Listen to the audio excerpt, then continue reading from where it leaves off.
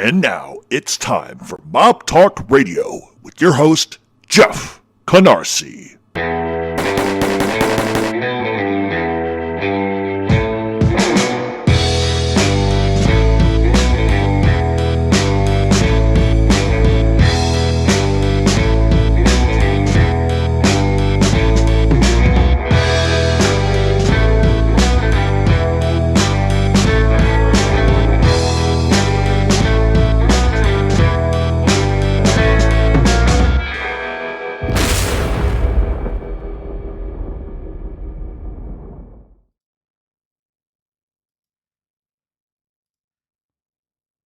Hey, welcome to Mob Talk Radio. I'm your host, Jeff Canarsie. Welcome back to the show. I look disheveled as usual. I wanted to welcome everybody back to the show this week. It's been a busy week, and it's been a frustrating one, I have to admit. There's a lot going on in organized crime land, a lot of different things we could talk about. Excuse me. And one of the things that I have to apologize to you, the people that actually pay for this show, because I think a lot of you came into our live the other night suspecting that I was going to talk about this Joey Merlino shit. I have avoided it, and I've avoided it for a lot of reasons, and I'm going to get into that. Today I'm going to address it, which is against my better judgment, and it's I've talked to a lot of people, including guys in South Philadelphia, about this, and you know, my opinion's mine, theirs is theirs, doesn't really matter. But to be honest with all of you, I just didn't want to touch the subject. Number one, I don't talk about current affairs. But because I know somebody, I guess I'm going to have to talk about it, at least to some extent, to explain my narrative. And I really don't give a fuck what anybody thinks. I mean, that's just kind of where I stand. That's where I've always stood. I'm not going to back down now. Wouldn't make any sense. I've been doing this a decade. And it just gets to the point where you start to look yourself in the mirror and you say, have I had enough? And I got to admit, the other day we were going to do a live and I was going to talk about leaving the mob genre for good. I got to be honest, because it's getting to the point where it's so oversaturated. It's so ridiculous and just so beyond what it used to be that I really felt like I didn't want any part of this shit anymore. I got to be honest with you. After a decade, covering, oh God, I don't know how many different subjects, it just gets to a point where I think the general public doesn't give a fuck about facts. And they don't give a fuck about indictments. They don't give a fuck about anything as long as you just tell them a brief story or whatever the case may be. It doesn't matter if the facts are jumbled. And maybe that's something that I need to adjust to. I was a good friend of mine who also has a mob show, gave me really solid advice. And I guess we like to call this pivoting. And it's not so much that I want to make a pivot. I think that the days of me defending people are over. I think the days of me getting engaged with any other content creator on any level are over. Other than like one or two people I would work with, but all of that's done. It just reaches a point where I have to pivot a little bit, and it doesn't matter because I can defend people. It's not going to get them out of jail, right? I can speak to the public and tell them how wrong everything is. It really doesn't matter. People don't care if they're being lied to. That's just the bottom line. They just want to be entertained. And that's what makes me a little different than everybody else, is because I can do a lot of the same stuff. I can entertain. But I refuse to feed nonsense and facts. And I had become really the poster boy of telling people what's accurate and what's not. Well, that's going to stop. I just don't care anymore. Because at the end of the day, if people are too stupid to see that and know they're being lied to, then it doesn't matter. I'm not going to get anywhere by doing that. So it was a tough week. I wasn't sure I wanted to continue doing this. Now, for those of you that are paying for the podcast, I would have continued for the next year doing it at least this way. And I don't know. I don't know how much longer Mob Talk Radio is going to last. I got to be honest with you. I'm not saying I'm leaving. I'm not saying I'm not. I'm just saying that I think the next couple of months are going to determine what my decision is going to be. And a lot of that's just because I'm tired. A decade of this. And for what? You know, there's a lot of positives and there's a ton of negatives. But I don't want to get into a rabbit trail of all of those things. I really don't. But so for today's lineup, really quickly, we are the Q&A. There weren't enough questions, so I'm going to have to back that off till next week. So today, we are going to do some news and notes, which we typically do at the beginning of the show. Excuse me. Anyway, we are going to cover the Philly Mob War Part 3. I think we're on. It'll probably be four or five parts. And we are going to do another episode of the Rat Files. And it kind of worked out that we didn't get enough Q&A questions to begin with, because the Rat Files is a little bit bigger than typically we deal with. It's just a little bit larger. I was almost going to have to make it 2 episodes for that this week, but thankfully I got it in under the line, and that's what we're going to do. So it might be a little bit shorter of a show this week, but that's okay. We will be live Sunday at 8:30 p.m. I think we're just going to back it off to 1 a week now, just because I'm starting to notice sort of a trend that people are seeing that we're coming online and a lot of the garbage is starting. So for right now, Sundays at 8:30 is definitely where we are going to be. We may do another like impromptu show during the week, but for now, it's just going to be 8:30 on Sunday nights. Let's see, merch. Okay, if any of you are interested in our merch, as you can see on the video, we have a lot of different merch. If you go over to YouTube and you click on the store tab, we've got all new shirts, all new designs, all new everything. So fall is coming. So if you want a sweatshirt or something like that with your favorite gangster, or you have an idea that maybe you'd like to see, just shoot us an email at mobtalkradioshow@gmail.com. And so head over to our merch page and just kind of look at what we have. A lot of cool stuff. I've actually bought for myself, believe it or not. This one I actually made at home, the one you're seeing on the screen. Let's see. We have the TV streaming thing that we're going to do, which is going to begin. I'm a little behind on that just because I've had to go from 12 to 6 episodes just for time and just latency issues. So that's going to be starting, I want to say, the end of next month. Probably Halloween will debut it. That's the way that I'm thinking right now. And we'll just keep going from there. I appreciate everybody who has stuck with us for a decade. It's a long time. It's a long time.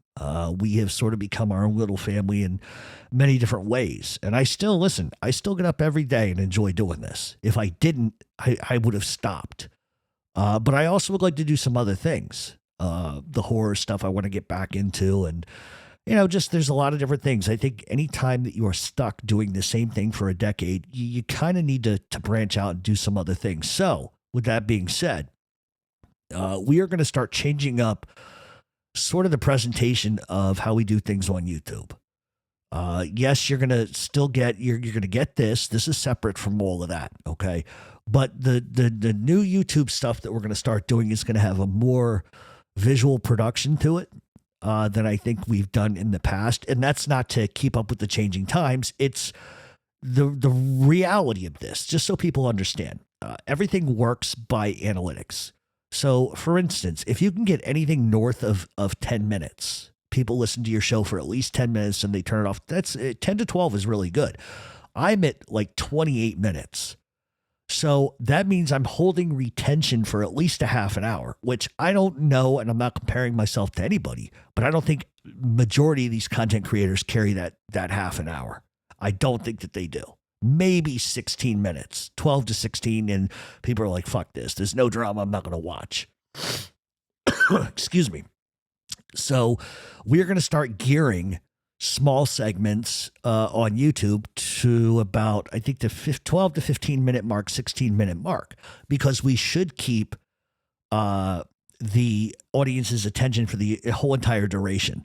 And it's going to be little small things that may have happened in history people don't know about, because I think that one of my biggest flaws, I have to admit this, is I think I oversaturate you guys with facts. And I think that you guys who listen to this podcast totally get it. You understand it. You know where I'm going and you don't get confused because I explain it precisely.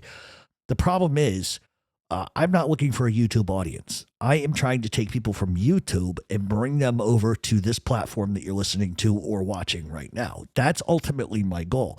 And in order for me to do that, I've got to start putting out videos that are just structured a little differently, look a little differently. And so that's what I'm trying to do. I'm aiming towards grabbing the people that are into watching 15-minute clips with facts and with, entertainment and all of this good shit and bring them and drag them this way. And that's what I'm going to try to do. So if you notice a change in how I'm doing things, it's not for keeping up with YouTube people, because YouTube is not my game.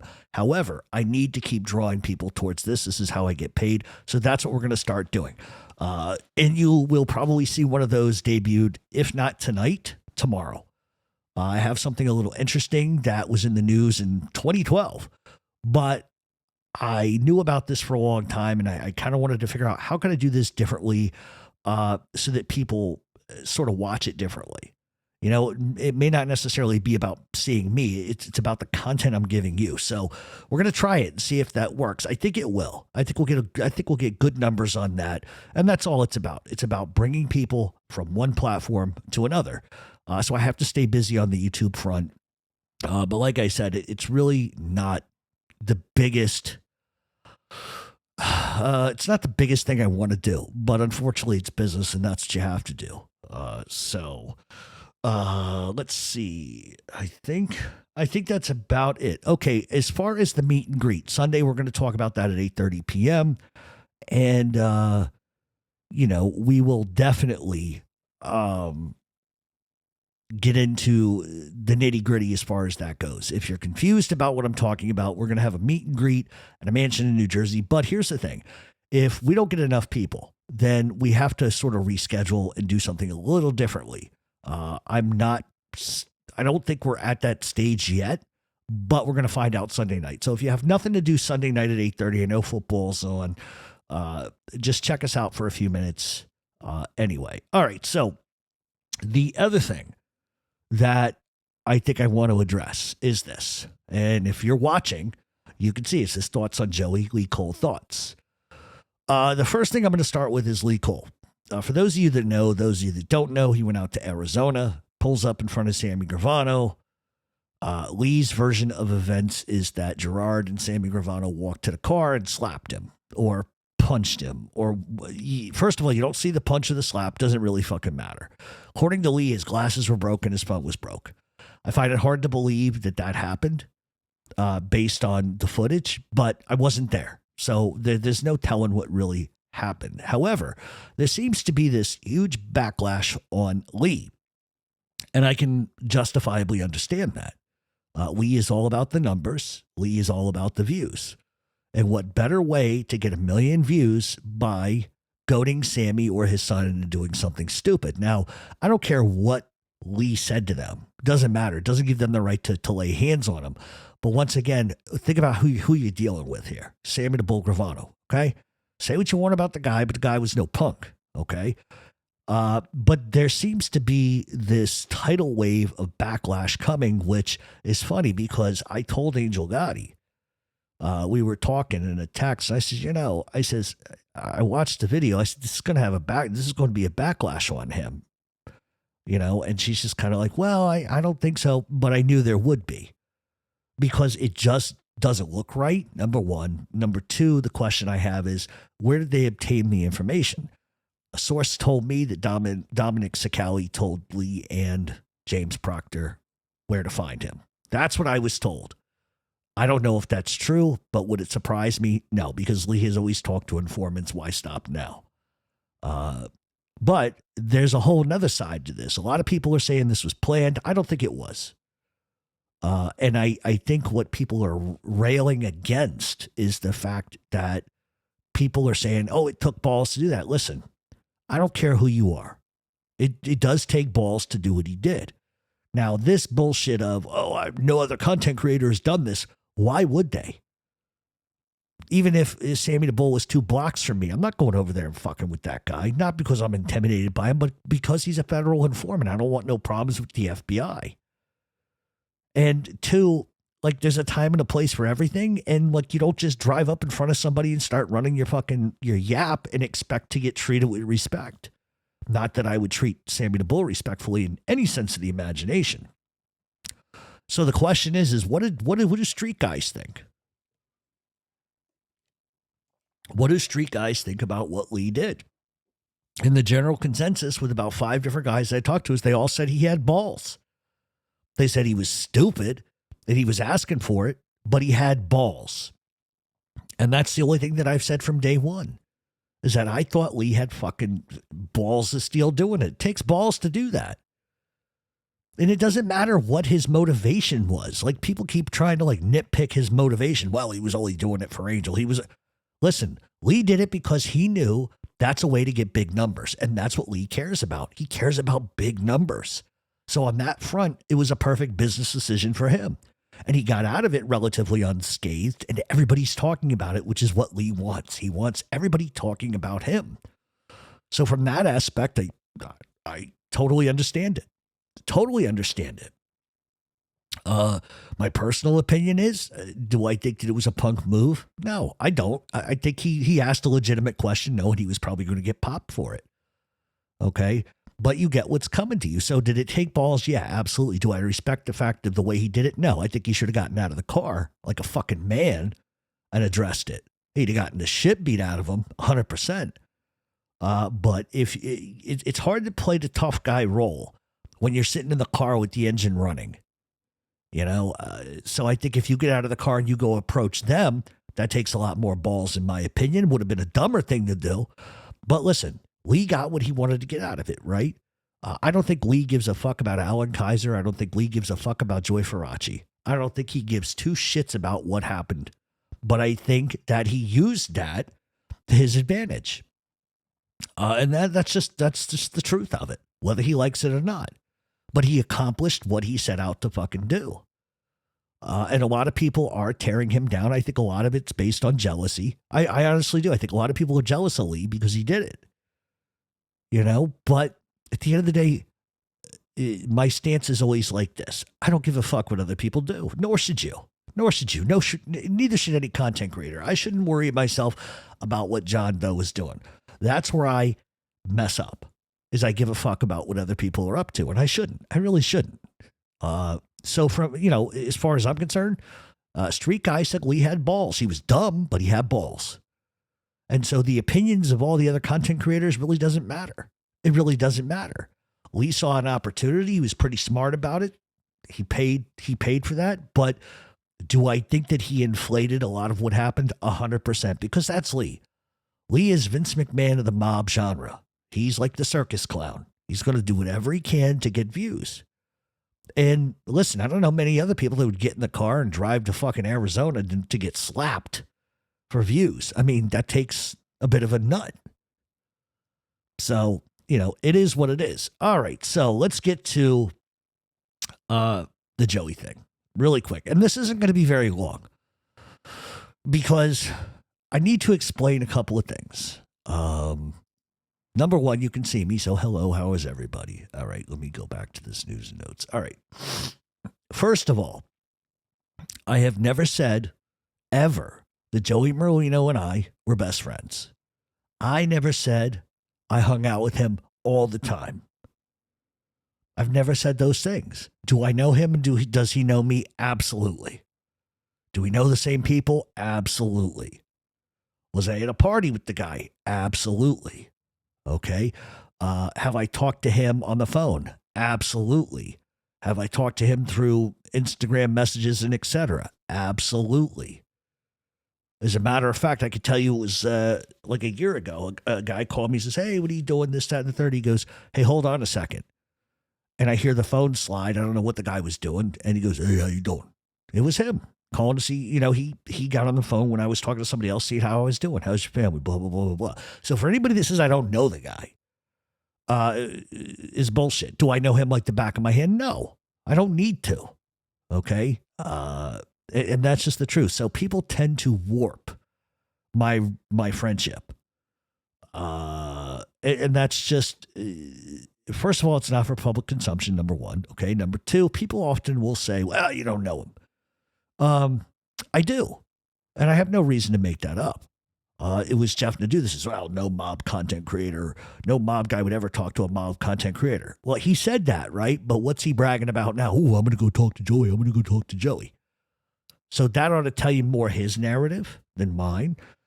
But as far as this thing, listen, I haven't seen Joey physically. I think it was like last year and a half, a year. I think it was a year. I'll have to check out Chris Gorky. But I think it was like a year and a half ago. I saw him and I talked to him, and Chris has told the story. We were talking to each other in the big crowd of people, seeing how each other were doing or whatever. And after that, there was kind of like a falling out kind of a thing. And that's nobody's business. And I'm not going to get into it because it's stupid and it's just nonsense. And so people have said, and I'm going to address it. Let's just address it. People have said that I'm jealous that Jeff Nadeau is going to go on Joey's show. Personally, I couldn't care. Because what I've always said to you guys is this: I could have had on every motherfucking rat known to man on my show, and I chose not to. Okay, because I have standards. Okay, even if a made guy wanted to come on my show, I wouldn't allow it because it goes against what I believe. Now, some of you are going to, roll your eyes. Oh yeah, if Joey wanted to go on his show, he would take him in a second. No, I wouldn't. There's a big difference. Don't you think I could just make a phone call and ask for a favor? After all I've done for people, I could ask for a 5-minute favor. Do you think that wouldn't be done? It would. But the reality for me is I stand by what I say. I practice what I preach. I don't waffle. Putting him on my show would be nothing but damaging for him and damaging for me. And that's just the truth of it. And like I tell you guys all the time in our lives, you don't know who's in our lives, do you? You don't know who's in the chat. I laugh all the time because there are people in there you would never believe were in there under names. And I know who they are. So for me, I've never needed to go on anybody else's show to make myself popular. I have never needed to bring on a celebrity on my show to make myself look like something I'm not. And I wouldn't start doing that now.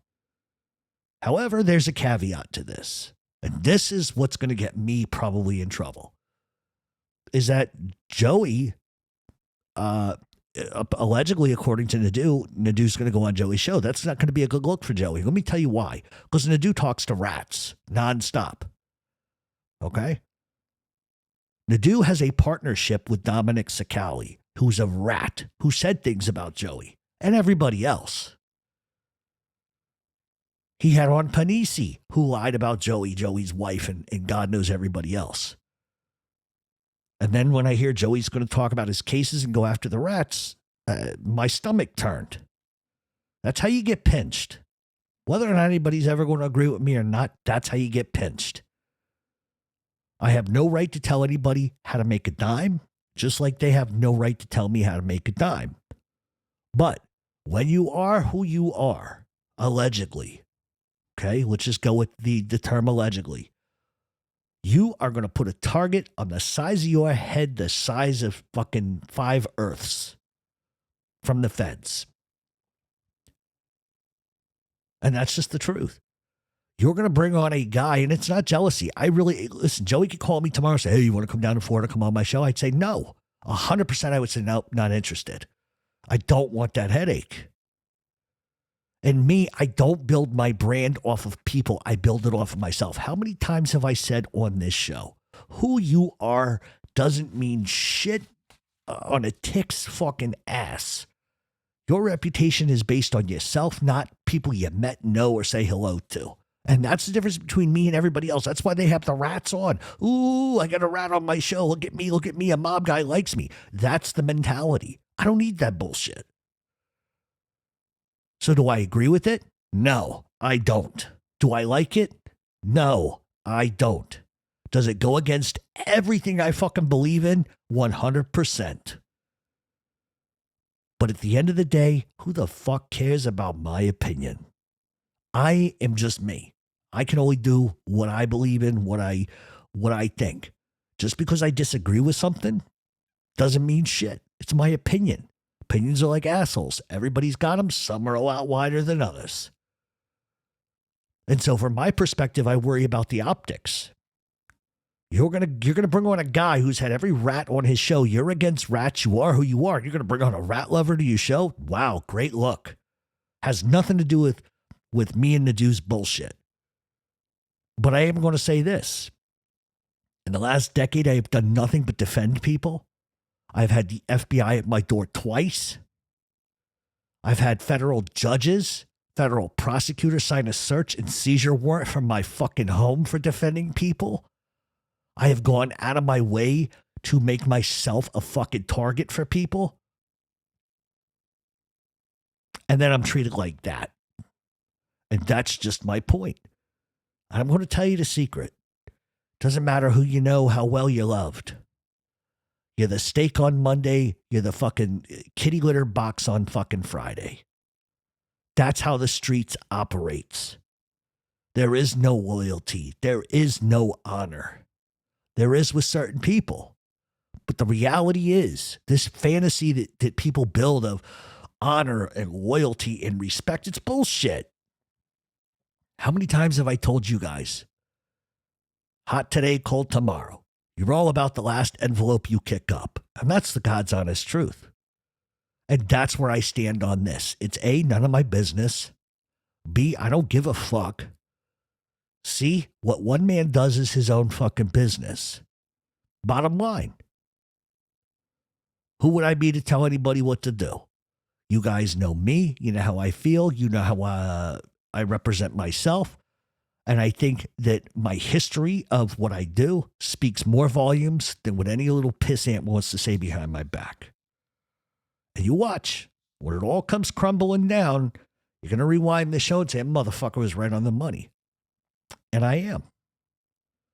I wish everybody nothing but the most success they could fucking have. But you can't fill the bucket up and not have the tissues for the tears. You understand what I mean by that?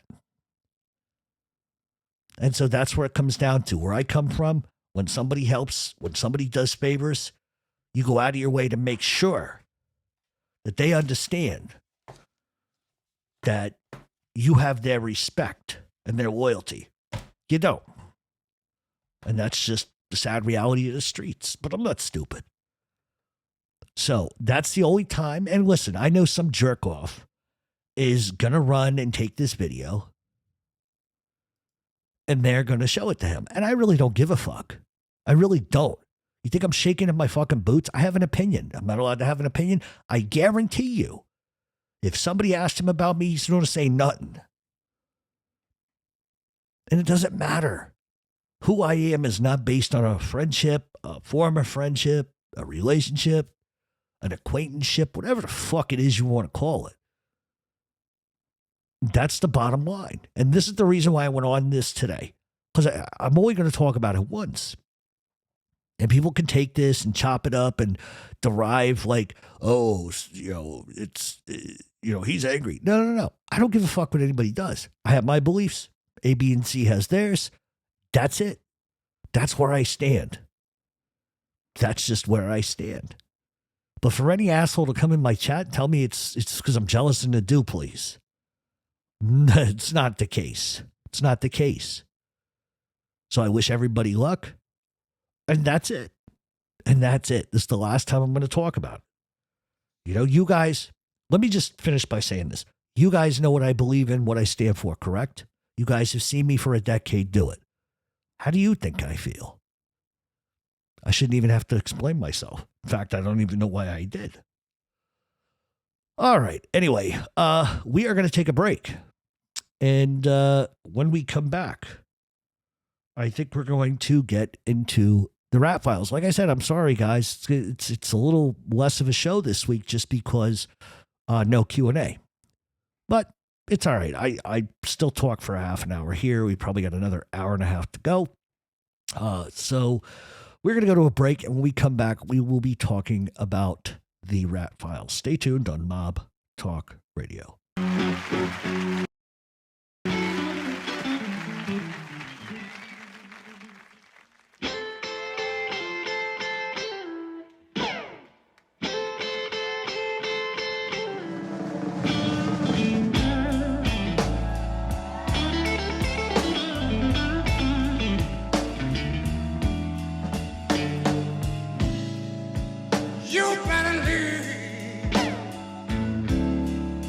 You better leave.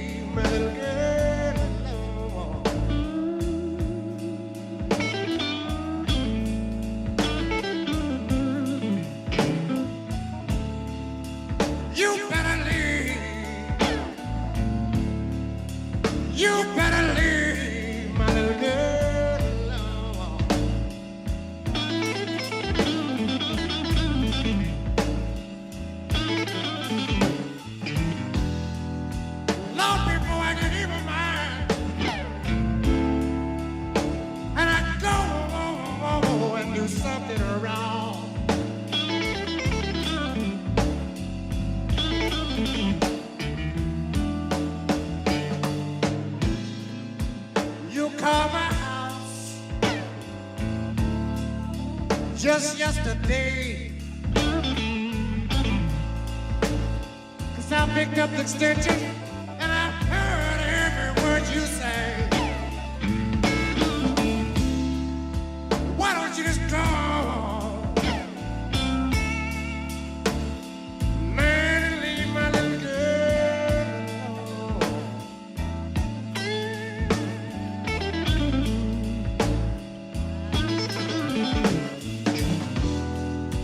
Lord, before I get even mine, 'cause I'm gonna do something wrong.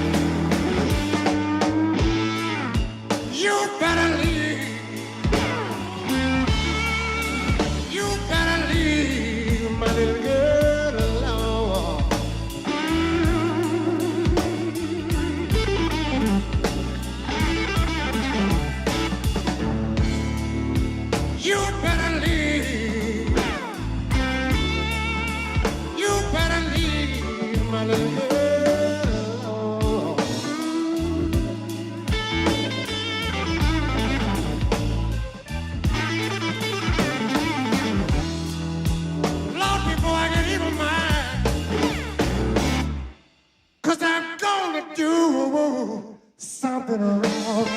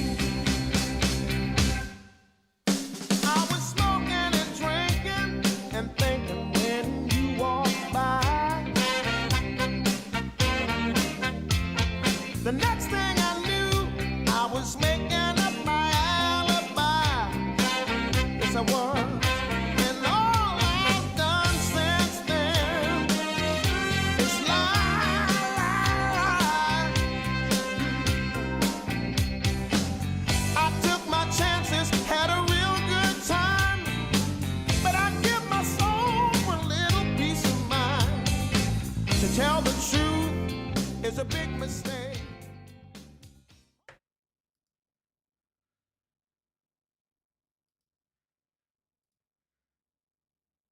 All right, and welcome back to Mob Talk Radio. We are going to get into the rat segment of the show. And this is a segment where we basically unveil some paperwork and stuff like that. Now, this is a bit long-winded today, so there is a stretch of probably legitimately 4 or 5 pages of government paperwork that I'll probably put out on our Facebook page today. That way you can look at it yourself rather than read through 4 pages, because that's just going to take up a lot more time. We're going to go ahead and jump right into it. But like I said, check over on our Facebook page today or our YouTube community page, and you will see something basically that looks like this. As you can see on the screen, if you are watching this, it says PGT-1, a member source who was initiated in Pittsburgh, Pennsylvania, has advised that the Pittsburgh Borgata of La Cosa Nostra was organized in 1905. This is actual paperwork from the boss of San Francisco. And one of the things that I often get asked on this show is, why did California never succeed? And I think we know the reason now. I mean, granted, there's a lot of different politics. They weren't as strong as East Coast families. They didn't seize the ports and stuff like that. But I think now we have a better understanding because really you had a boss in San Francisco that was telling on everybody. Louis Fratto, same kind of thing. Today we're going to talk about Anthony Lima, but Louis Fratto was exactly the same way. Butch Blassie. A lot of people don't know. Butch Blassie was Giancana's number 2. His driver was involved in a lot of hits. He was an informant too. So the informant list, the more and more you dive into it, sort of begins to look really bad. Really, really, really bad. So today we're going to talk about San Francisco mob boss Anthony Lima, who literally gives up everybody. And he doesn't do it until after he gets shelved. And that's what's interesting, is he waits until after he's persona non grata, much like Joe Bonanno and Bill Bonanno, and they start just basically ratting on everybody. So we talk on this show all the time about how informants can truly destroy a family. One of the bigger questions I get asked of me all the time, and I just mentioned that, was why California families couldn't weather the storm. And always sort of on the back end, I thought that there was a bigger reason. But it was speculation pretty much until this week. I didn't really have information until this week about this, but because of informants, and massive ones at that. In both San Jose and San Francisco, both areas had big informants giving up information from almost day one. While you may not know some of the people that we are going to talk about today, you can look it up for yourself. But it sort of clues us in on the fact that they limited California just by talking. So the San Francisco Mafia has been around since the late 1920s, and it was established by Francesco Lanza. And they came in right around the time of Prohibition. And were a relatively small family with under 40 members. There were turf wars and many murders in those early days, especially over bootlegging and other things. Eventually, Lanza would become the first recognized, boss of California, or San Francisco. Lanza essentially takes over after the murder of Luigi Malvise, and he begins to move into drugs, into bootlegging, shakedowns, loan sharking, and more. Every mob racket that a guy could feasibly sort of involve himself in, he does. The Lanza family would become the most powerful family in Northern California. Lanza would die in 1937, and Anthony Lima would then take over. And Lima was not a California guy. He was actually born in Johnstown, Pennsylvania, and he came from a family that was steeped in organized crime, and his uncles and his cousins were made guys within the Pittsburgh mob. His roots also connected him to made guys back in Sicily. In 1928, he ends up getting charged with murder in Pittsburgh. He ends up getting acquitted and immediately takes off to San Francisco. And along with him are his cousins and his uncles. Within a few months, he's deeply connected within Cosa Nostra in California, and goes on the record with the San Francisco crime family. Lima quickly makes his mark, not just as a proficient killer, but somebody who exceeds intelligence in the underworld as far as business goes. And he specialized in 3 specific things: murder, fraud, and extortion. From Stockton to Lodi, he controlled everything. He would take his gains and he would legitimize them into a fruit farm and an olive oil business, much like we've seen other guys in the mob do, Joe Profaci to just name a couple, well, and Joe Bonanno too. He would take over, like I said, in about 1937. For the next 16 years, he ruled with an iron fist. In 1953, he takes a pinch for theft, and while he's in prison, he's demoted in favor of his friend and business partner, Michael Abadi. His demotion in rank infuriated him to absolutely no end. He would be released from prison, but really becomes persona non grata, and it infuriated him to the point where he decided to start talking to the feds. So this guy went from being a boss, taking a pinch, going away, and while he's gone, they're elevating his business partner to the boss and basically making him nobody. So he waits, and in 1965, many years after he was boss and then demoted, Anthony Lima begins to give information to the feds. He could give the feds an inside peek at organized crime, its functions, its hierarchies, and more. Lima would go on to detail making ceremonies and would give a complete history, much like Harry Riccobene of the Mafia in Pittsburgh, from inception to the current leadership. And he also put names to faces and ranks regarding other crime families, which seems to be the way the FBI was operating at the time. Corroborating information is basically what it comes down to.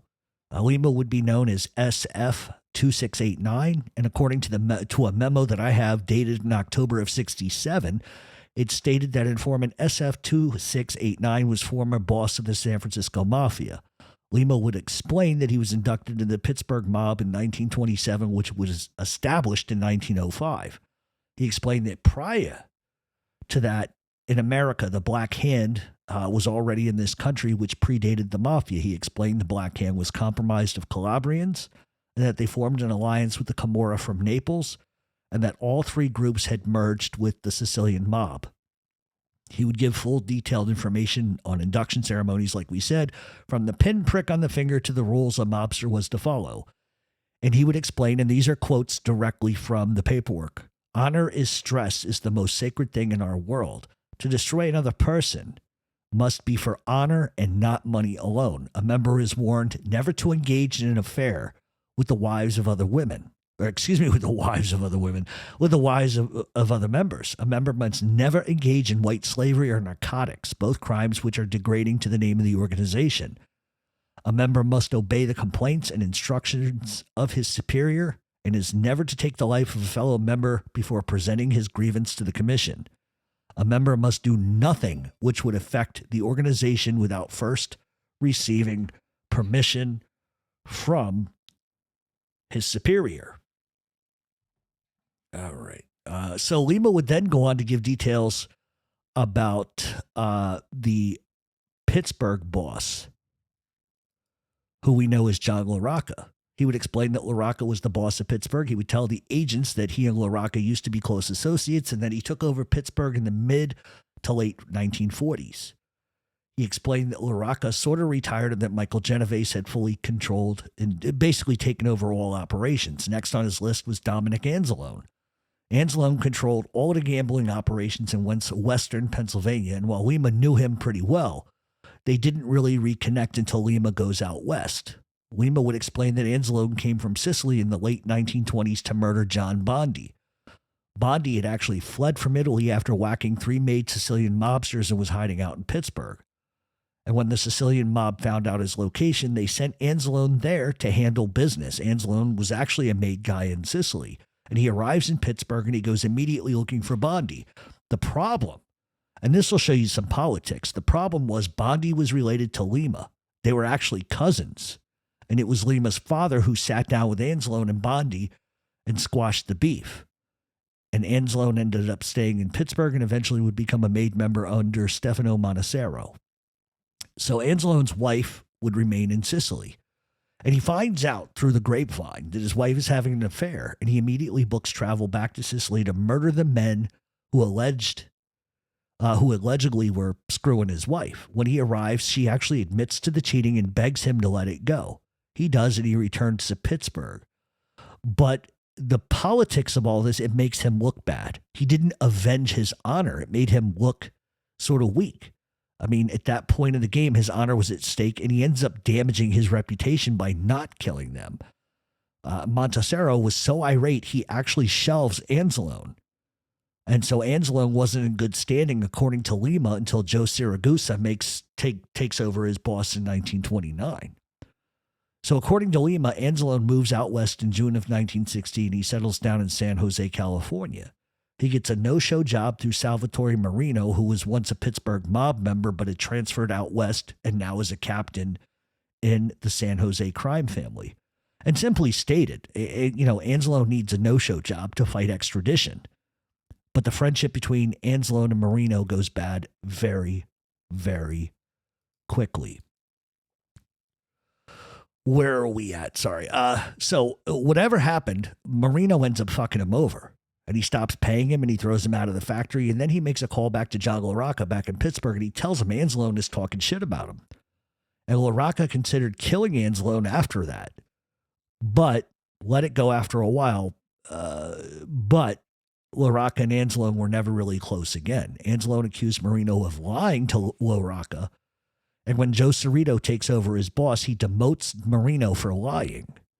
So according to Lima, it created a deep hatred between everybody involved. It was like a public slap in the face.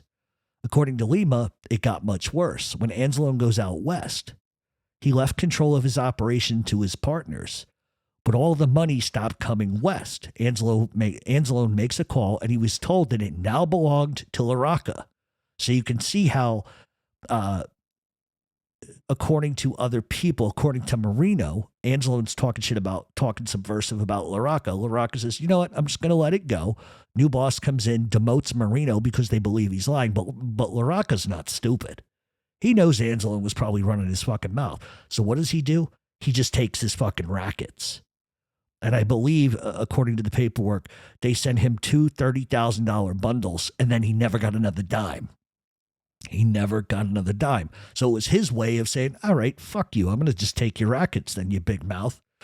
So Anzalone is pissed, and he makes a call, and he was told that it now belonged to LaRocca. Anzalone then asks San Jose underboss Charlie Carbone to go to Pittsburgh and see LaRocca about the issue. And it didn't work because Carbone comes back and he explains to Anzalone, it's not yours no more. Give it up. Don't worry about it. So according to Lima, Anzalone wouldn't shut the fuck up, and 5 years later asks the new boss, Salvatore Taranto, to get involved again. And there are no other details really mentioned by Lima about this, so we don't know how it sort of ended. But there's so much here in all of these files, and I got to be honest, I can't go through everything. But he begins to dime out the San Jose crime family and gives the feds the hierarchy, the background, and the crimes. The details he gives to all of the beefs taking place in San Francisco truly shows how nobody seemed to be able to get along. And everybody owed favors either back to the Midwest or to the East.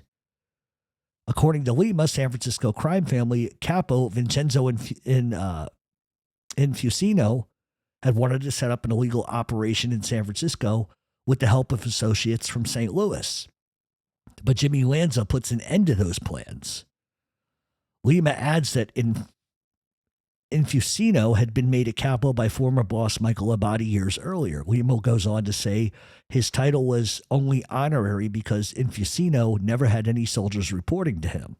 All the members reported to the underboss Gaspari Sciartino.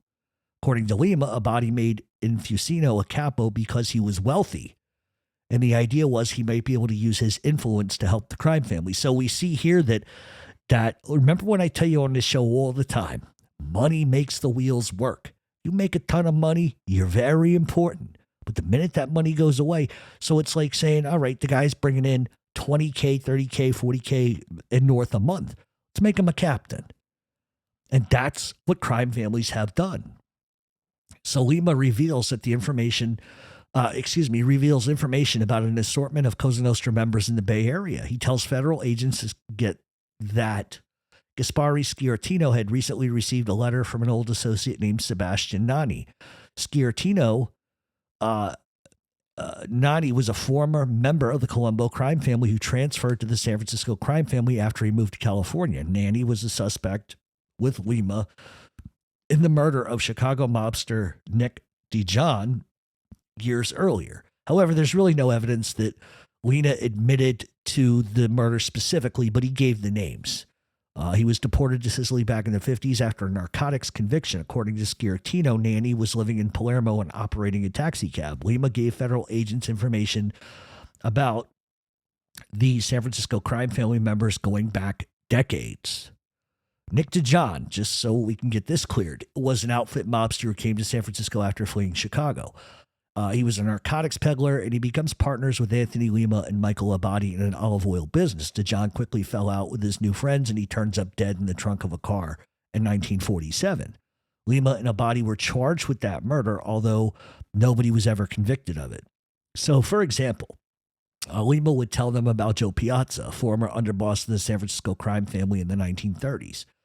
Piazza was part of a group of black handers who originally opposed the leadership of the boss Francesco Lanza. Lima said that Piazza was later murdered for attempting to extort the father of future San Francisco Mayor Joe Eliotto, who operated a fish company at the time. He also told them about Giuseppe Triforo, the father of a recently inducted member, Steve Triforo. Giuseppe Triforo was born in Sicily and became a mob member there. He moved to the United States and settled first in New York City, then in Cleveland. He served under Cleveland boss Dr. Romano.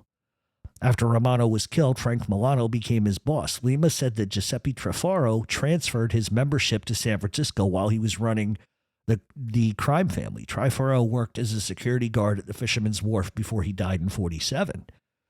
Cosa Nostra member Jimmy the Weasel Fradiano was another mobster that Anthony Lima met with regularly after he relocated to the Bay Area in the late 60s. Fradiano would later become, as we know, a massive notorious rat. But at the time, he was close to Lima, and he was probably the most active mob member in that area. Fradiano would tell Lima, and then Lima would tell federal agents that Fradiano was excited that Joe Eliotto had just been elected mayor of San Francisco in 1968. Eliotto, who was a prominent lawyer, came from a family with long-standing ties to the Italian community in San Francisco. Although he would later deny knowing any mobsters, Eliotto was an old friend of Lima and Fradiano. Eliotto had handled Lima's divorce from his first wife and had defended him years early in connection to the murder of Chicago mobster Nick DeJohn in 1947. So as you can see, he's given him like A to B and the whole entire fucking thing.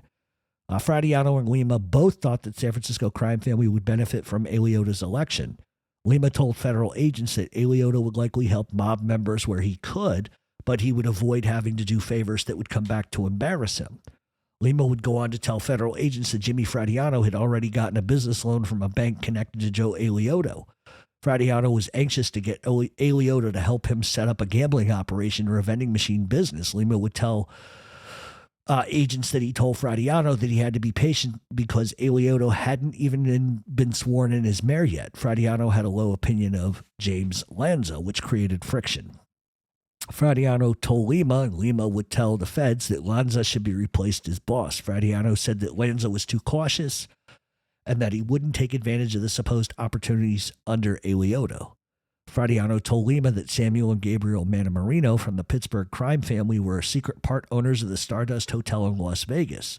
He said the brothers profited from an illegal scam orchestrated by old associate of theirs from Western Pennsylvania.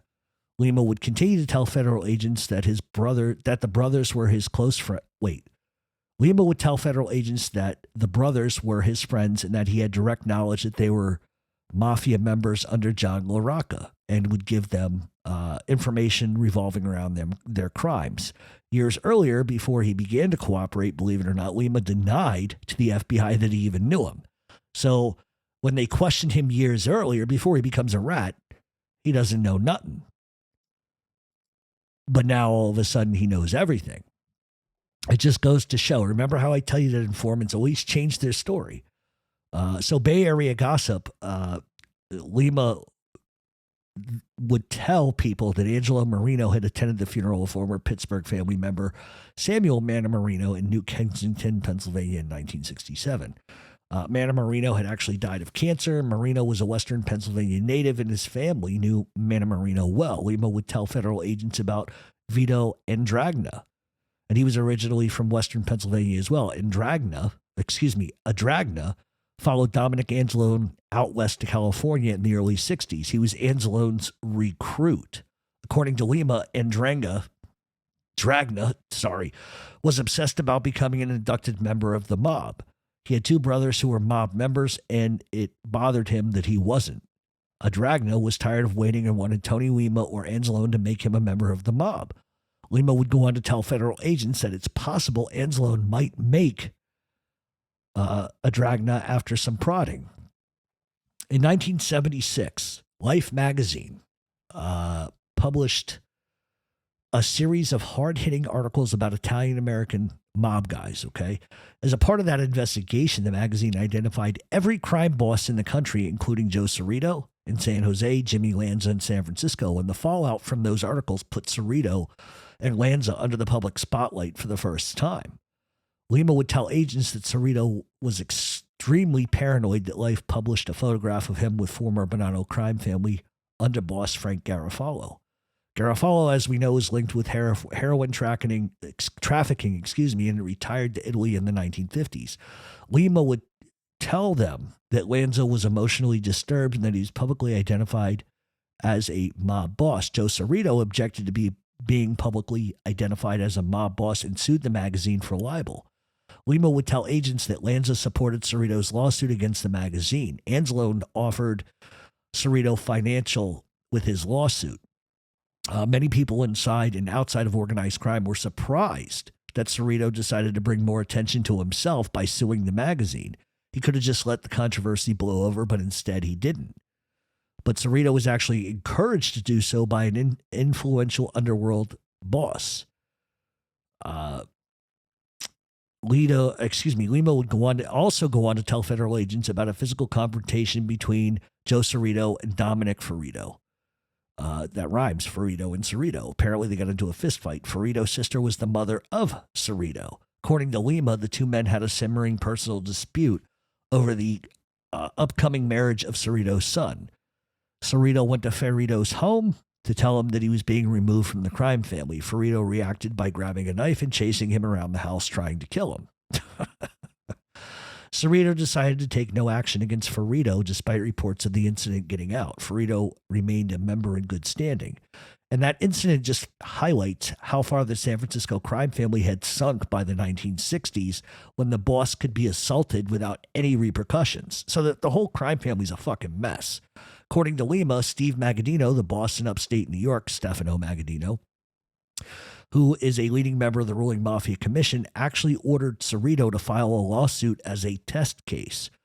The hope of the lawsuit would be basically to force Time Life magazine to expose its sources, something that the magazine would actually never do, and yet they refused to retract the article. It was a pretty smart move because they wanted to find out who was giving up fucking information.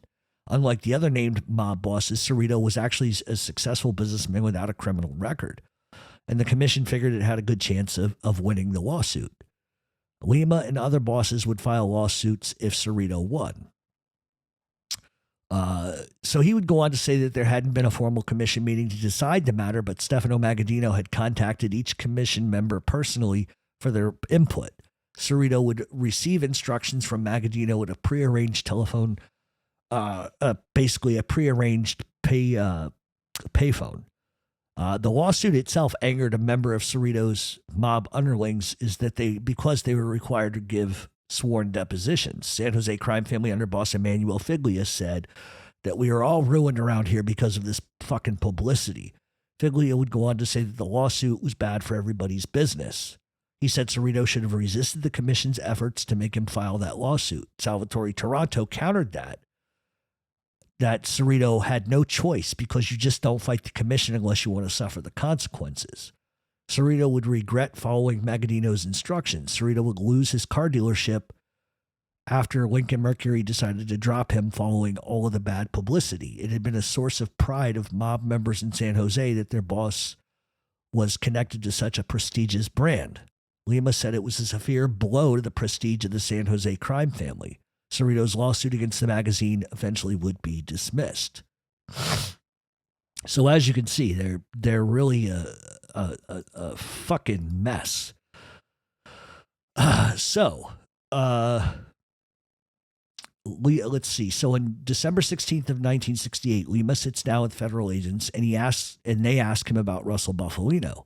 The feds wanted to know the activities of Bufalino and his standing within the Mafia. Without hesitation, Lina confirms that Russell Bufalino is the boss of his own family, sits on the commission, but he only knows him in name through Joe Sarita and Jimmy Lanza, and that Bufalino attended the upstate meeting in New York known as Appalachian. He would also confirm that Angelo Bruno was the boss running Philadelphia. So Lima then would offer more information, saying that Carlos Marcello is the boss of his own family in Louisiana and is more powerful than anyone else in the country. Lima would explain that while he never met him, he understood that Marcello took care of his men, and if they got into a jam, he would make sure they were taken care of financially, and not many bosses still believed in that. And you can opine about the validity of what he just said. Yes, is Carlos Marcello, was he a man's man, and did he do the right thing? Absolutely. Was he a very powerful boss? Absolutely.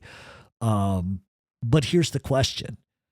He tells the feds, I've never met the guy, but I can tell you all of this bullshit. He was the boss at one time. Of course he knew him. I mean, if you're the boss you were a former boss of a crime family, how can you not know any of this shit?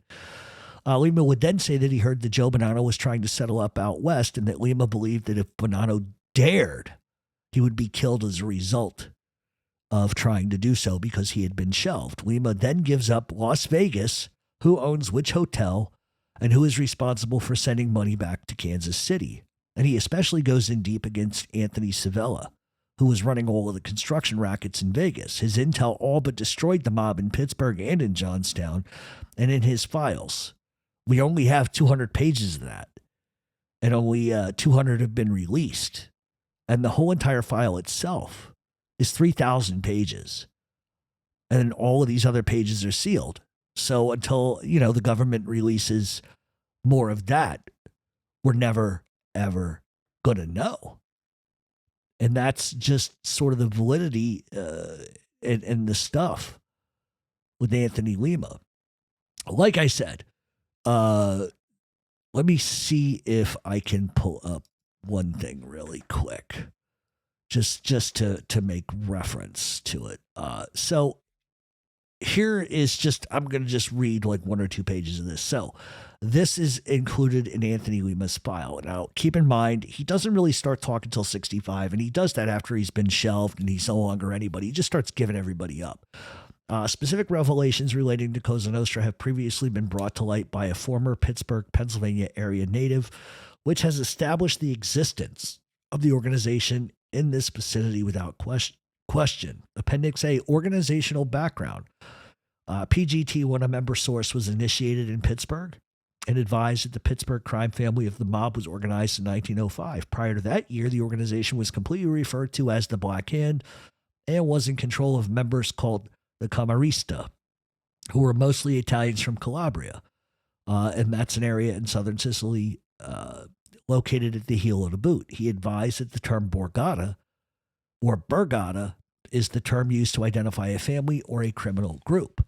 The aforementioned informant advised that he was present at a Pittsburgh initiation ceremony in 1927, at which time the captain of the Pittsburgh group was Steve Montasera.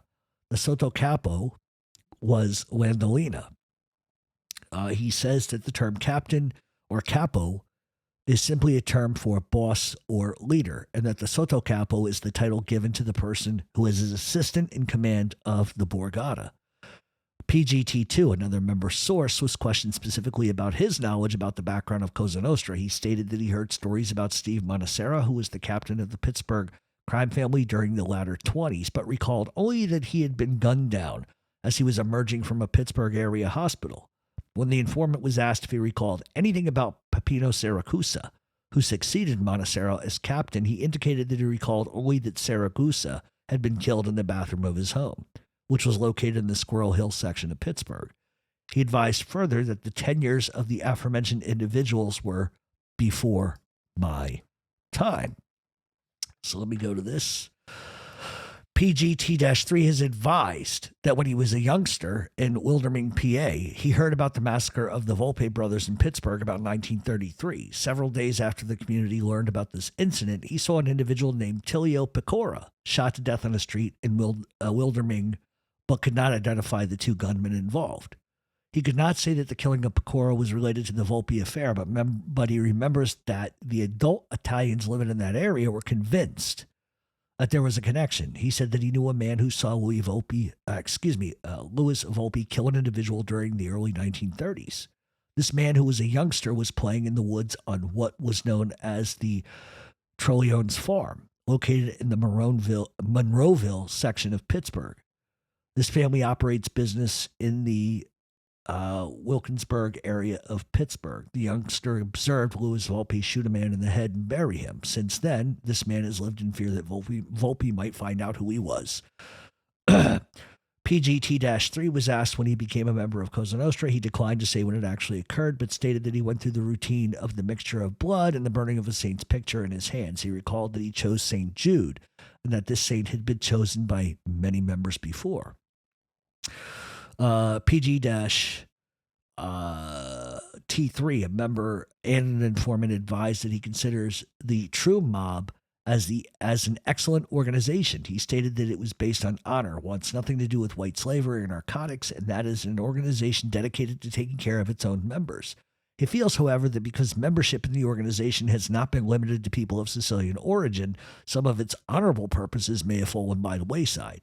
He indicates that there are too many non-Sicilians in the organization. Let's see. That's 2. Let me drop to 3 really quick. All right. So, it just shows the old world beliefs. And we've talked about this before on this show specifically.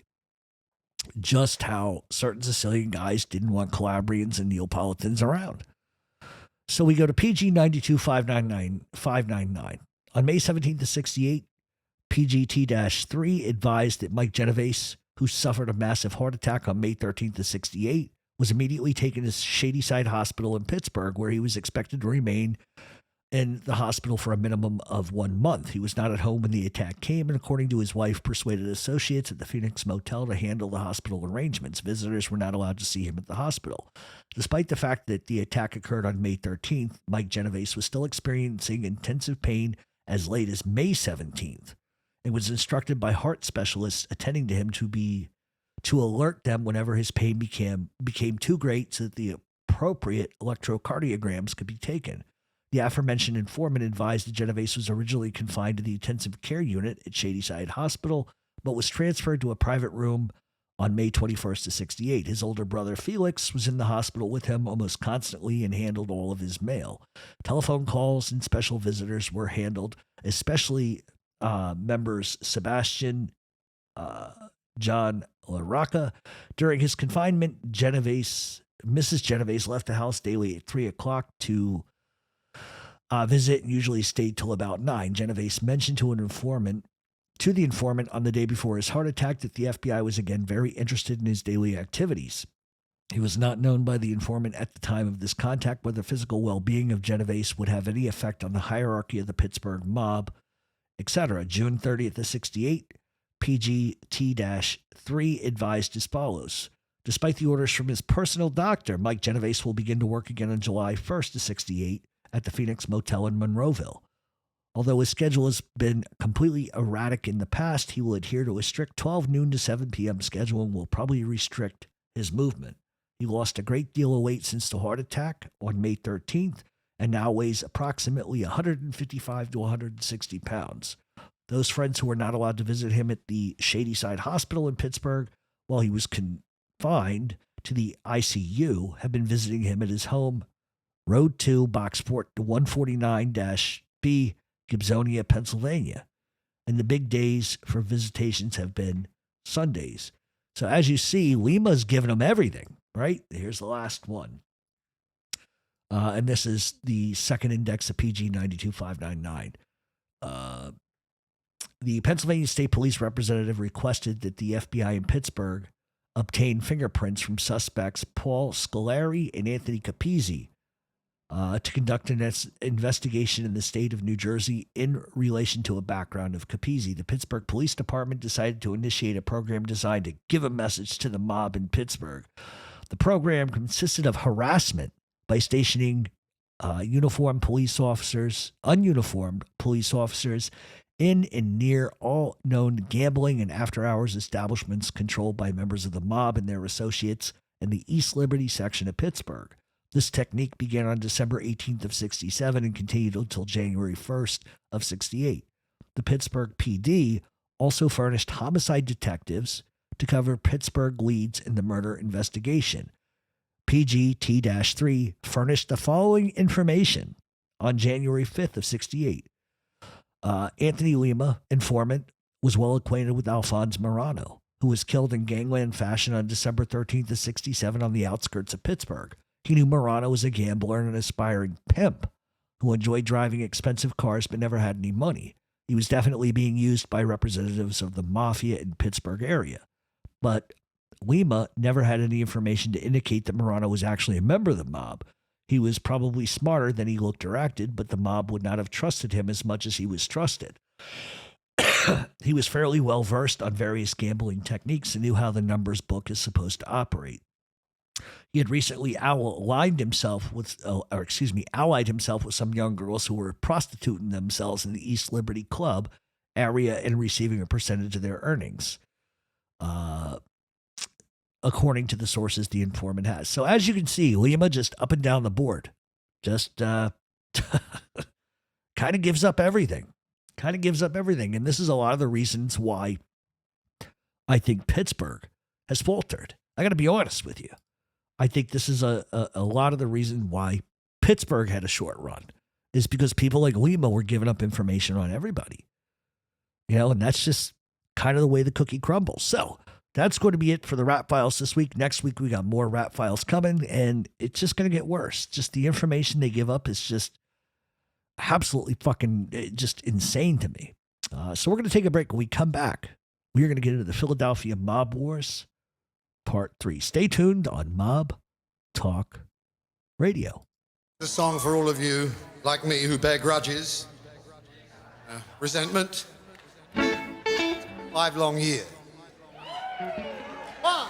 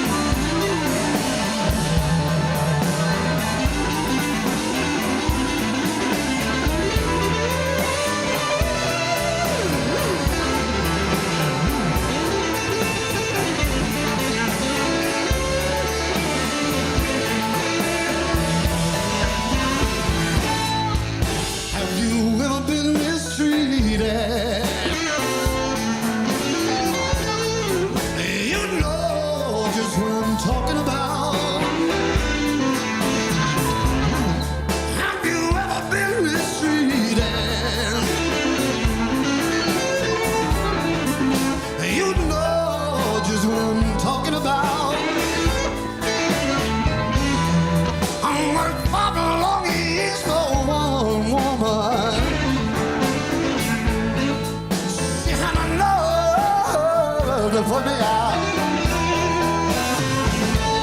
I got a job in a steel mill, shucking steel just like a slave. Fought long years every Friday I come straight home with all my pay. Have you ever been mistreated?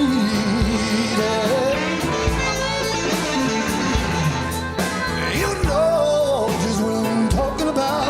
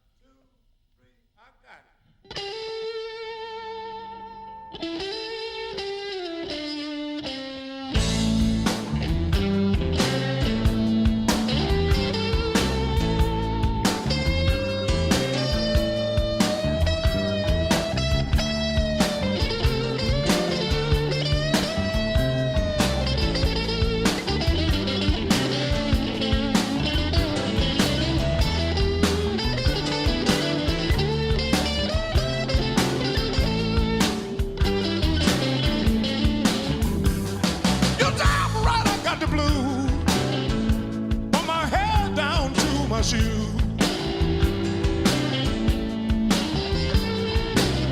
You damn right I got the blues from my head down to my shoes.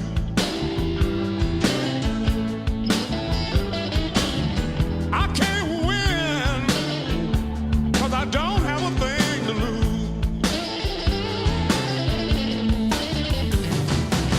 I stopped by my daughter's house. You know, I just want to use the phone. I stopped by my daughter's house. You know, I just want to use the phone. You know, my little grandbaby came to the door and said, "Granddaddy, you know, ain't no one at home." I said, "Now look out."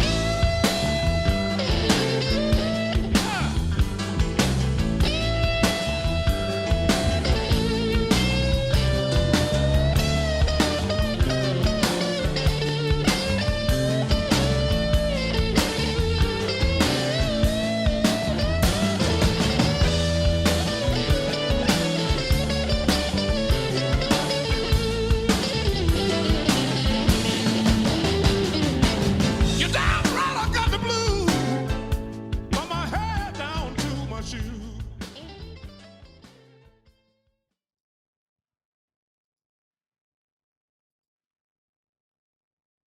Hey, welcome back to Mob Talk Radio. At this point, we are going to get into the Philadelphia Mob Wars Part 3. Like I said, I don't know how many. This is probably going to be 4 or 5 because we're taking a different stance on this. We're going to try to give you as much sort of street acumen as we can. So we're going to, get right to it.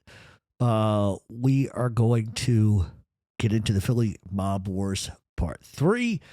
And if you're watching the visual, we appreciate it. Let us know what you think about the visual podcast. There is going to be a video playing at some point here in the next few minutes while we're talking. So, 2 weeks ago, we left off with Nicky Scarfo absorbing the Philadelphia Mafia. The one thing that we do need to make very clear is that Nicky on his own devices, or Nicky in his own right, likely would have eventually taken over. But without the murder of Angelo Bruno, without the murder of Phil Testa, I don't think it would have been in the cards for Nicky Scarfo immediately like that. Granted, he was a little bit of a powerhouse, but the reality is that Nicky was the complete opposite of his predecessors. The other facet I want to mention is Nicky's character versus those that were his predecessors. Number one, Angelo Bruno was known for being diligent and sitting down and hashing it out. And murder was really the end all with Bruno. And going through the thousands and thousands of pages of documents, I cannot find anything that can directly correlate to Angelo Bruno ordering the death of anyone, let alone discussing anything like that. And it's not to say that at some point he didn't have to. I'm sure he did. But there just isn't any sufficient sort of corroboration or evidence through 302s or FBI reports that I've been able to look through that suggest that he had to make that decision or did. I'm sure he did. Prior to the Bruno, being boss, Philadelphia was a small inner sanctum, hell-bent on violence. And we talked about it in detail, that those before Bruno, going back to Sabella, had always fought over control of crime in South Philadelphia. One may argue that time, rackets, sort of determined a more visual brand of mayhem because of bootlegging and more. But the reality is with Philadelphia, it's just so small in comparison of other crime families, just territory-wise, turf-wise, that it often wouldn't take much. And with Scarfo under the watch, it's going to be a fucking bloodbath.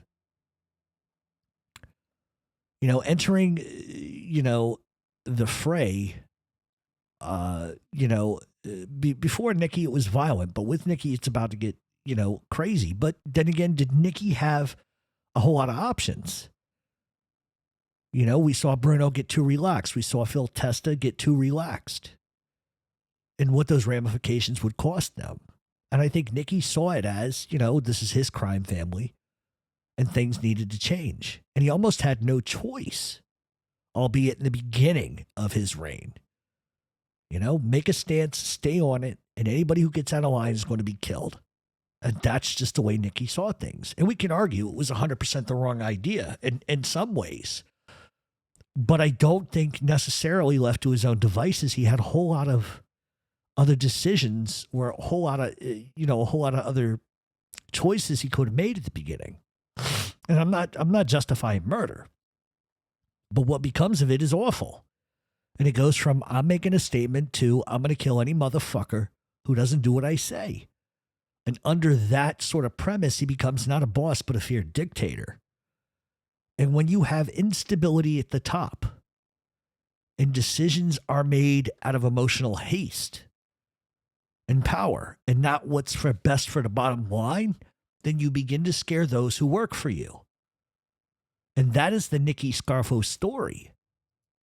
In many ways, that's just his story. His mob acumen wasn't that bad. His abilities at running a crime family weren't atrocious, but his need for blood and vengeance and mayhem outweighed anything else he could have ever done positively in Philadelphia. Make a stance, make a point, and keep it moving. If Philadelphia had, other decades of uncertainty, Nicky was about to turn that on its fucking head. And people have a tendency to overstate the obvious with South Philadelphia. And one of the questions I get asked an awful lot on this show is about Salvi Testa, as you can see on the screen. And the thing is, in all of my travels, that's a name not mentioned very often. And maybe that's because he was beloved and many people, don't want to talk about that. Or you have the contrast of all of that. And people saw him as a poster boy and didn't like it. And the fact that Nicky Scarfo allows Testa to avenge his anger says a lot about a lot of things. Number one, it's an old school belief, an ideology, that someone you love was taken wrongly, so you have your vengeance. But at the same time, it created the very beginning of the FBI and law enforcement watching Philadelphia nonstop. It just wasn't it wasn't the appropriate viewpoint. And the question becomes, was Nicky doing it out of loyalty for Testa or simply placating him and ridding himself of two guys who could create problems down the line and allowing Testa to put himself into a jam?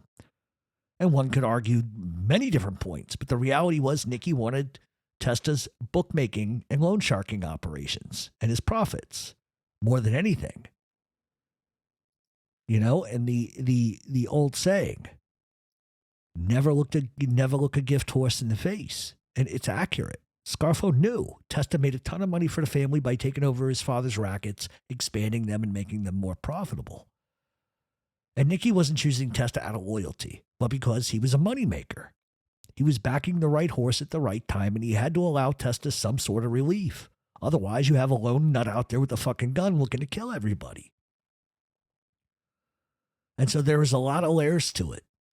But in either case, we know how history goes on from there.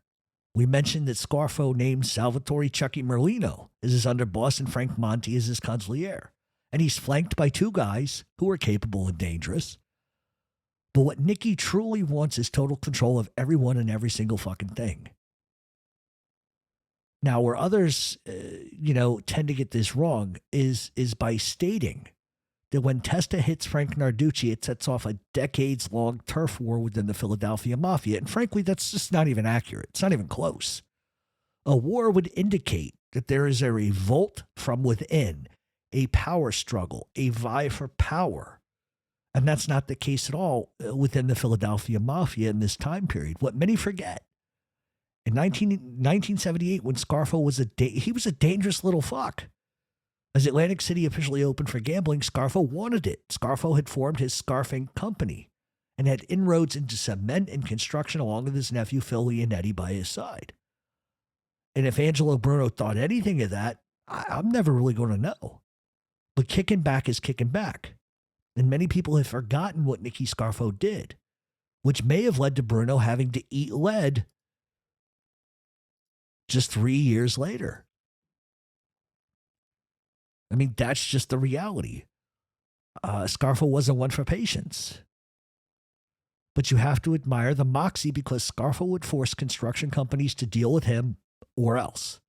If they didn't use his company on any project in Atlantic City, they regretted it immediately, and many bowed to that pressure of Nicky Scarfo. And what's interesting is that I wonder what Bruno's thoughts were about all of that. Surely it got back to Bruno what Nicky was doing, but he would have turned a blind eye to it because of the sheer money that's involved. And Nicky's sidekick, Nicky the Blade Virgilio, was having some major problems on the other side of that. Virgilio was looking at a long prison sentence for murder charges. A certain judge by the name of Judge Halifant was a dirty judge and had been since the days of running with gangster Herman Stumpy Orman. And the judge had been on the take for years. Scarfo offers the judge $12,500 to make sure that Virgilio gets a light sentence. And the plan was for Halifant to deliver that money that Nicky gave him to a Supreme Court judge. What Halifant does is he pockets the money and Virgilio gets hammered with 12 to 20 years in prison. Scarfo's pissed. And when Virgilio gets released in 78, they wanted to make things right. So Scarfo and Virgilio go on the look for Halifant, who at the time was facing charges of his own for bribery in Trenton, New Jersey. Virgilio and Scarfo followed Halifant and his wife to the Flamingo Lounge in Ducktown in Atlantic City. Scarfo parks the car outside the lounge and Virgilio walks in and he shoots Halifant 5 fucking times in the head in front of everybody with a .22. Now, I don't know if Bruno knew about any of that, but I'm sure he knew something because this is Philly and the reality is it's a fucking gossip factory. But if you cannot prove it, you can't do shit about it, which is likely why he doesn't have Scarfo and Virgilio killed. Because believe me, if Bruno had thought 100% they did it, he'd kill him. Maybe he wouldn't because he's the docile Don, but it adds another layer as to why Bruno has to go. Because Scarfo knows if Bruno finds out I did this, I'm dead. Like we're fucked. And that's motivation for turning your head to a murder. I'm telling you. So Nicky's rule of thumb was that everybody pays, every drug dealer, every bar.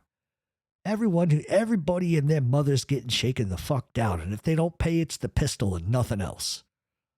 In Nicky's span of a decade, 30 people would be killed. And the one thing, that sort of stuck in Nicky's side was Harry Riccobene.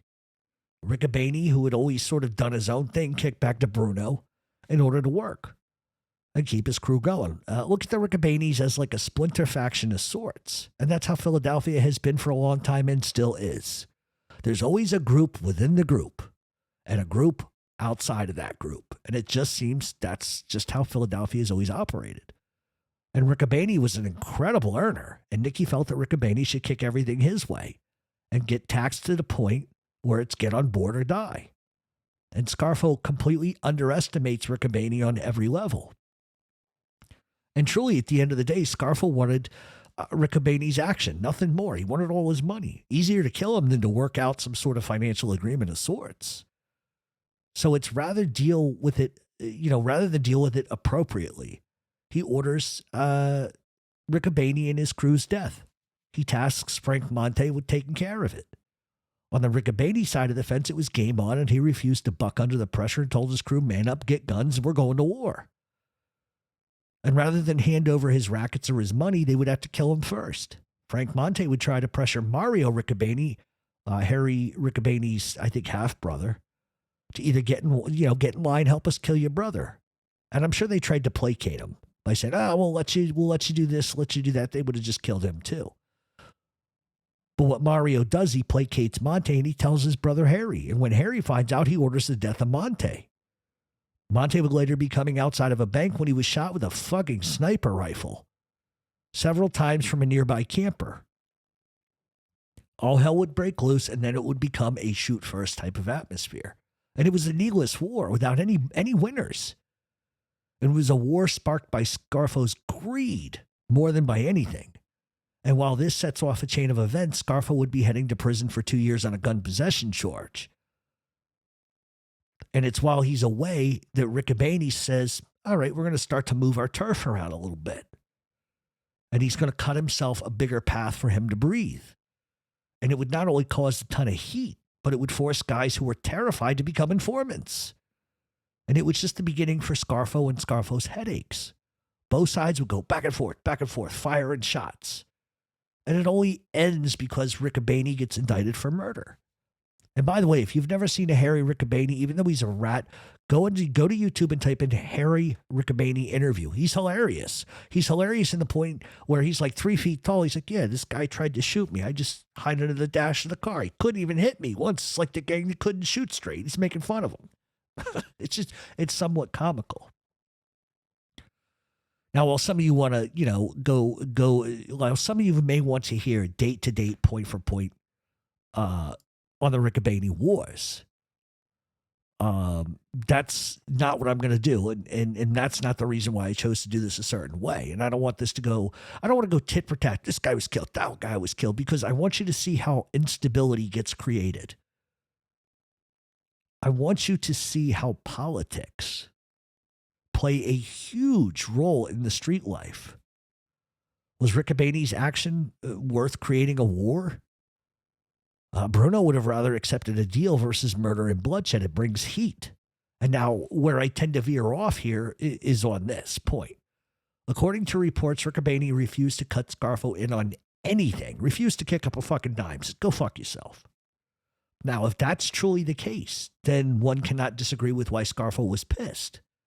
However, I typically usually stand sort of in the middle on this, and I think Scarfo wanted it all. 100% he was a greedy prick. He wanted everything. But there's no way that Harry Riccobene is going to bend over and take it in the ass.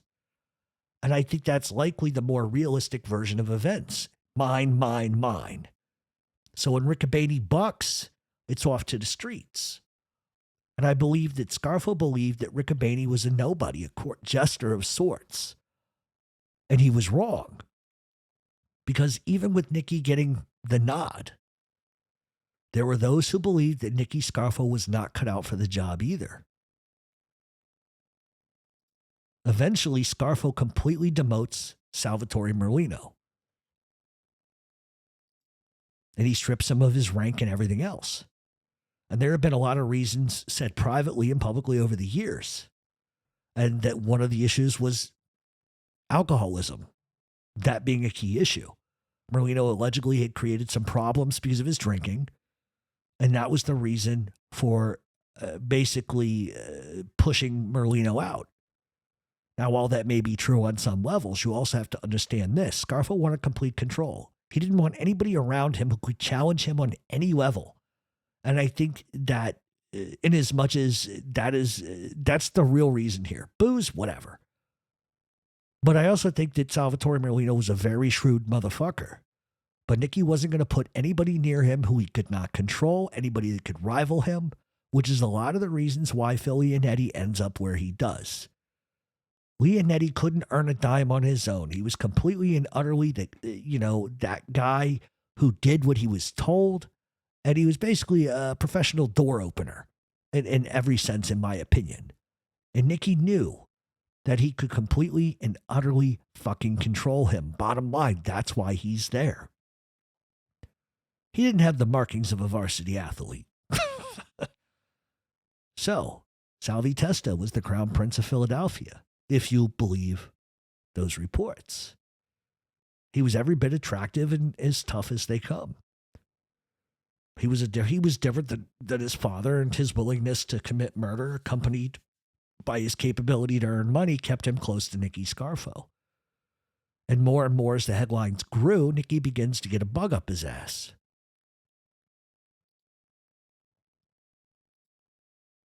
And it wasn't just that Scarfo hated the press clippings. Scarfo wanted to be recognized as the man in Philly, not some fucking underling. And the press was one thing, but Testa was loved. Guys liked him. The city liked him. And for Scarfo, it was too fucking much. And he worried that Testa's growing persona might make Testa feel a little more ambitious than he needed to be. But he was wrong. So wrong. And now this is something that we've covered a bit, but the reality is like this, okay?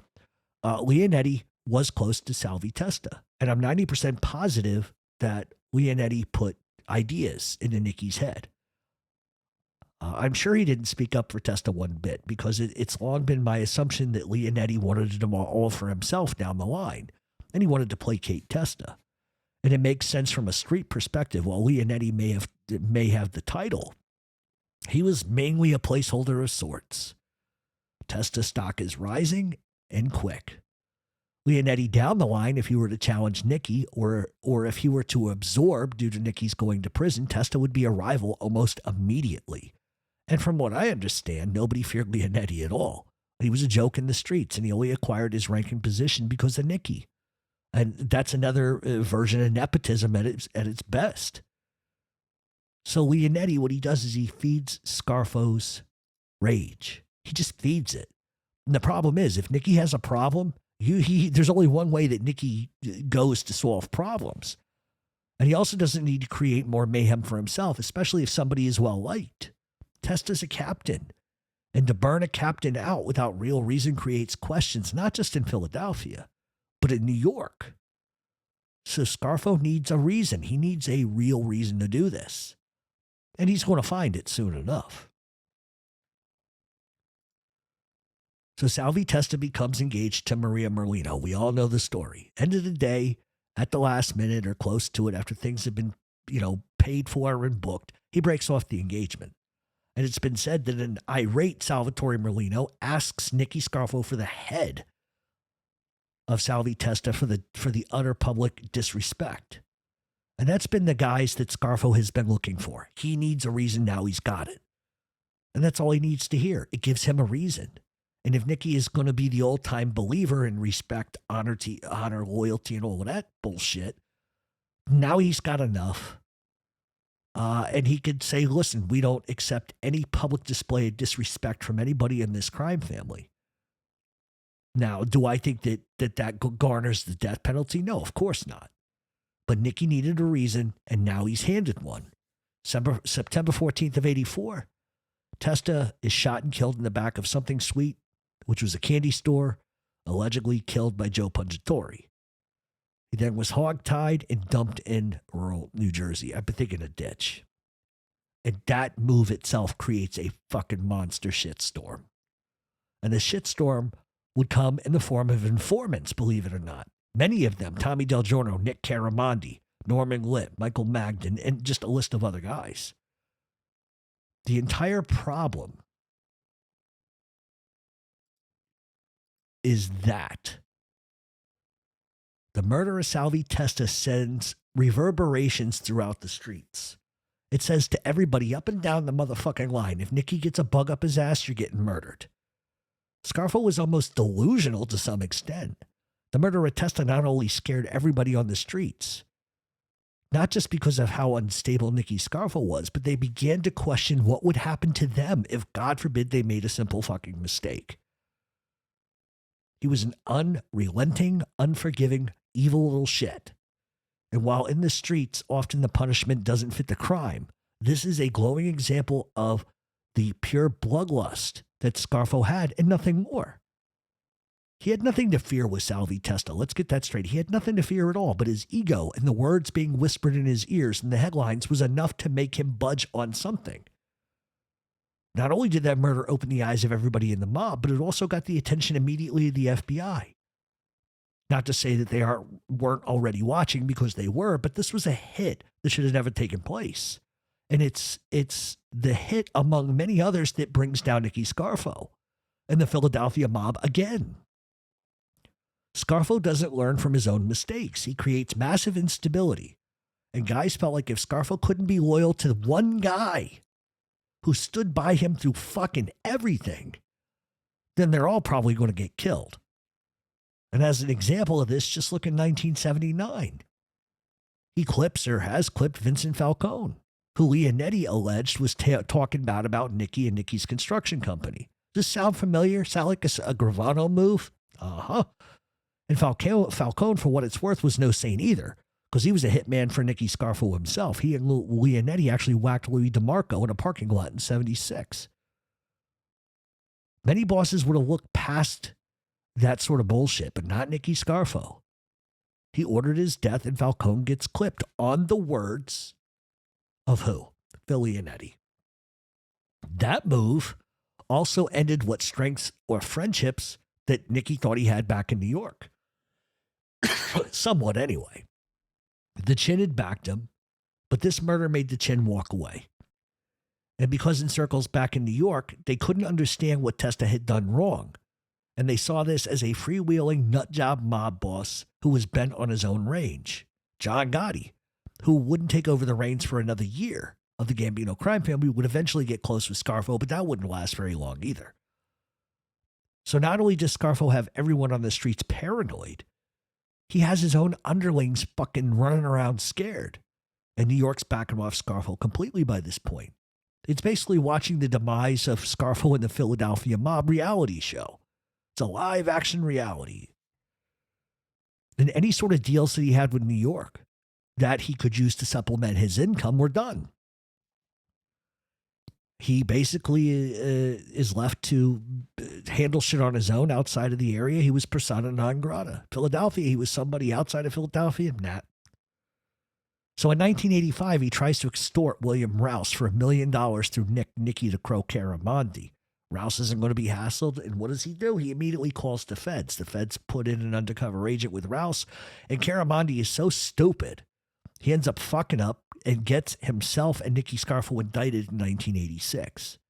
And as a result, in fearing for his life, he immediately becomes a fucking rat, as does Tommy Del Giorno. And so it's not long after Scarfo and others are indicted, including Filianetti, that he turns against his uncle. And after he's sentenced to like 100 years or whatever the fuck, I think it was 40 years, 50 years, he ends up deciding after he's sentenced, fuck Nicky, I'm not doing time. He starts to talk. And not only would Leonetti give up his uncle and his friends, but he also would provide information to the feds about Vinny the Chin Gigante and John Gotti. So with Scarfo off to prison for the rest of his fucking life, it left the streets very, very unsafe. Scarfo would hope to cling on to the family from prison. So he names Tony Buck Piccolo, the acting boss. And the Piccolos had deep roots going back to the days of the 30s, and Tony gets into organized crime by the 60s. By the 60s, he's involved under the Bruno regime. And he was first cousins with Nicky Scarfo. So his run at the top would be very, very short-lived. And this is where things sort of become a bit dicey, to say the least. And I say that because according to various reports, it's in 1988 that Piccolo takes over as acting boss. However, many have speculated that he was merely a front for John Stanfa, who at the time was actually locked up himself. And it's been said that the five families in 1991 shelved Nicky Scarfo, making room for Stanfa to take over when he's released in 91. And so let's look at who was running what in 1991. This is going to be very interesting because the commission, it's been said in 91, shelved Scarfo and says, okay, we're going to make room for Stanfa. So who was on the commission, or who would have been? Because this is going to tell you how inept these motherfuckers were too, with all due respect. The Gambinos were in upheaval over Gotti going to prison, so he installed a panel of bosses, which included John Jr., Jimmy Brown Fiala, John D'Amico, Joe Curry, and Peter Gotti. But it was Fiala and D'Amico and Curry who really had to say. Jr. didn't have much to say about anything. He wasn't in charge of anything. Those are just facts. The Lucchese's had the same problem as the Gambinos did, and they had a ruling panel too, which consisted of Anthony Barata, Salvatore Avellino, Frank Listerino, and Al Diarco. We all know that Al Diarco becomes a fucking rat. The Colombos had Vic Arena, but he was off to prison, and the family was in turmoil as well. And this was just prior to the third fucking Colombo War. The Bonanos would have been represented by Joey Messino or Anthony Spiro, depending on the time and the exact date. The Genovese crime family had Vinny the Chin, obviously the most powerful next to Joey Messino. And I bring that up because it's been said that the New York Commission named Stanfa boss behind the wall, allegedly. And I don't know if it's true, but something someone once told me offhand sort of makes this kind of make sense to me. And I think that the reality is New York likely pushed for Stanfa for many reasons. But I don't want to get into that this week because we have another week to cover this, and I'll get into sort of the ramifications of that. And if New York was truly meddling again in Philadelphia, and it obviously at this point has nothing to do with Atlantic City because that's a foregone conclusion at this point. but rather there had been so much instability in Philadelphia that New York likely wanted it to stop. However, one has to think to themselves, why would they even care at this point? They're just placating one jerk off for another. With all due respect, Scarfo was even more nutty than Scarfo in some cases. So if New York is making those decisions, if it's accurate, right? These guys weren't very bright either. And as we said from day one of this subject, I don't want to get into a tit-for-tat war. And the angle I want to bring is from the street level. Since day one, Philadelphia has always been somewhat of like a Western movie. Guys are in the trenches fighting over 10 different rackets. We saw it back in the 20s and the 30s, and it seemed like the only relatively peaceful time that they had was under Angelo Bruno. Under Bruno, things were locked down, and all it took was some thoughts and ambition, and the next 30-plus years became a fucking bloodbath. It was double-crossing, triple-crossing, and everybody wanted to be at the top. Philly needed stability, and very, very badly. And they needed somebody who could control the streets, unlike Scarfo, whose answer to everything was kill, kill, kill. Why New York would even bother to back John Stamfa, of all fucking people, blows my mind. And I won't get into Stamfa this week, but Stamfa would be just another Nicky Scarfo. Stamfa was from Italy and didn't understand that Philadelphia, South Philadelphia especially, was already 3 generations separated from fucking Italy. He wanted to run the city like an emperor, like Caesar. But the problem was a younger generation was watching close. And all they saw was Stamfa as just another Scarfo by extension. A guy who hadn't been around the streets in Philadelphia, a guy who hadn't earned it. If things were going to change, they would have to change again in the form of a turf war. Putting Stamfa in was New York's last-ditch effort, if we believe that, to attempt to bring calm to a city who hadn't seen it in over a decade. So when we come back next week in part 4 of Philadelphia, we're going to discuss John Stamfa. We're going to discuss Ralph Natale and everything in between. But there is someone in the background who's more Machiavellian than all of them combined. He knows exactly how to work. He knows exactly how to work them against themselves. And regardless of what you think of this human being, it's pretty Machiavellian shit at the end of the day. He outsmarted them all. So when we come back next week, we're going to get into that. In the meantime, I hope to see all of you guys Sunday, 8:30 p.m., YouTube Live. So please, please, please make sure that you come back next week. And short of that, we'll see everybody on Sunday night. And next week, the show will be a little bigger because I believe we'll have enough Q&A questions. And the Philadelphia segment is going to be much larger than it was this week. So all that being said, have a great weekend, everybody. If you're in New York, go to the San Gennaro Festival for the next 2 weeks. It's there. I will be there myself. And all that being said, we will see everybody on Sunday night at 8:30.